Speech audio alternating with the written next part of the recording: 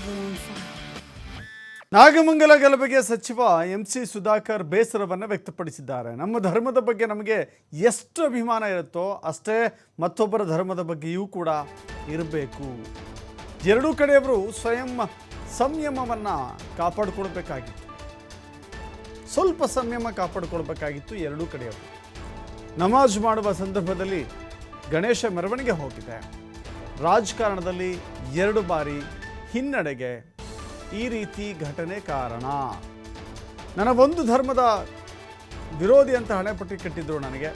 ಈ ರೀತಿಯ ಘಟನೆಗಳಿಂದ ನಾನು ಕೂಡ ಬಲಿಯಾಗಿದ್ದೆ ಅಂತ ಹೇಳಿದ್ದಾರೆ ಉನ್ನತ ಶಿಕ್ಷಣ ಸಚಿವ MC ಸುಧಾಕರ್.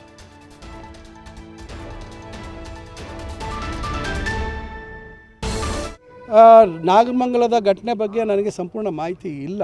ಆದರೂ ಸ್ವಲ್ಪ ನಾನು ಸ್ನೇಹಿತರ ಹತ್ರ ಅವ್ರ ಹತ್ರ ತಿಳ್ಕೊಂಡೆ. ಬಹುಶಃ ಇದು ಭಾಳ ವಿಷಾದಕಾರಿಯಾದಂಥ ಒಂದು ಘಟನೆ. ಇದು ಇವತ್ತೆಲ್ಲರೂ ಜವಾಬ್ದಾರಿಗಳು ನಡ್ಕೋಬೇಕು. ಇವತ್ತು ನಮ್ಮ ದೇಶ ಜಾತ್ಯತೀತ ನೆಲಗಟ್ಟಿನ ಮೇಲೆ ನಾವು ಸ್ವಾತಂತ್ರ್ಯವನ್ನು ಪಡೆದಿರ್ತಕ್ಕಂಥದ್ದು. ಇವತ್ತು ಅನ್ಯ ಧರ್ಮೀಯರ ಭಾವನೆಗಳಿಗೂ ನಾವು ಗೌರವ ಕೊಡಬೇಕು. ನಮ್ಮ ಧರ್ಮದ ಬಗ್ಗೆ ನಮಗೆ ಎಷ್ಟು ಅಭಿಮಾನ ಇರ್ತದೆ, ಮತ್ತೊಬ್ಬರ ಧರ್ಮದ ಬಗ್ಗೆ ಅವರ ಆಚರಣೆ ವಿಚಾರಣೆ ಬಗ್ಗೆ ಗಮನ ಇರಬೇಕು. ಎಲ್ಲೋ ಒಂದು ಕಡೆ 2 ಕಡೆ ಅವರು ಕೂಡ ಸ್ವಲ್ಪ ಸಂಯಮ ಕಾಪಾಡ್ಕೋಬೇಕಾಗಿತ್ತು. ಈ ಸಂದರ್ಭದಲ್ಲಿ ಅದೇ ಸಂದರ್ಭದಲ್ಲಿ ಏನು ನನಗೆ ಮಾಹಿತಿ, ಬೆಳಗ್ಗೆ ನಾನು ಪೊಲೀಸ್ ಅಧಿಕಾರಿಗಳ ಜೊತೆ ಕೇಳಿದಾಗ ಅವರು ನಮಾಜ್ ಮಾಡ್ತಾ ಇರ್ತಕ್ಕಂಥ ಸಂದರ್ಭದಲ್ಲಿ ಅಲ್ಲೇ ಹೋಗಿರ್ತಕ್ಕಂಥದ್ದು. ನನಗೂ ಈ ರೀತಿ ತೊಂದರೆ ಆಗಿದೆ. ನಾನು ರಾಜಕಾರಣದಲ್ಲಿ 2 ಬಾರಿ ನನಗೆ ಹಿನ್ನಡೆ ಆಗಲಿಕ್ಕೆ ಈ ರೀತಿಯಾದಂಥ ಒಂದು ಘಟನೆ ವಿನಾಕಾರಣ ನನ್ನ ಮೇಲೆ ಆಪಾದನೆ ಮಾಡಿ ನನಗೆ ಒಂದು ಧರ್ಮಕ್ಕೆ ವಿರೋಧಿ ಅಂತಕ್ಕಂಥ ಹಣೆಪಟ್ಟಿಯನ್ನು ಕಟ್ಟು ಅದಕ್ಕೆ ಬಲಿಯಾಗಿರ್ತಕ್ಕಂಥ ನಾನಿದ್ದೀನಿ. ಇದು ಯಾರೇ ಆಗಬಾರ್ದು.